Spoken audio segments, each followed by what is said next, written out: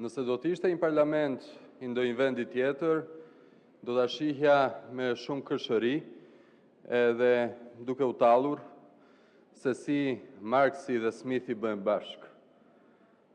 Dhe na thonë të njëjtat teza, pavarësisht bindjeve ideologjike. Na thonë kush do i paguaj 4.5 miliard euro, se iku një investim i huaj të cilën nuk e donin, na thonë Marksi. Kush do i paguaj? Do vini të paguani ju, do investoni ju. Na thot Smithi, kush do i paguaj 4 miliard euro investim të huaj, sepse juve ju dua në burg. Argument që nuk mund të ketë lidhje logjike. Cili është emëruesi i përbashkët? Është populizmi. Populizëm që vetëm dëm mund t'i bëj vendit dhe kombit. Nëse do të ishte në një parlament të huaj, do t'a shija me kërshëri e do thosha gjuna ai vend.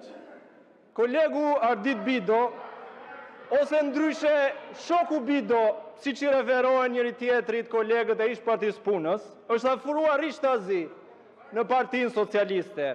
Megjithatë mua më kujton një komedi të viteve 90 që jep dhe RTS-ja, që quhet Të gjalla apo të vdekur, ku që kryetari byros shoku Sillo dhe ndihmësi i Bidoja dhe pjesë të Silloja.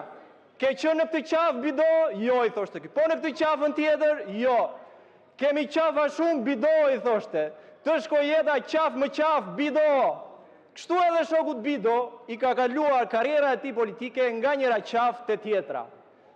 Tragjedia dhe komiciteti i fatit të tij qëndron në faktin që zgjodhi të kërcej në qafën e Edi Ramës, pikërisht tani që Edi Ramës po i vjen fundi.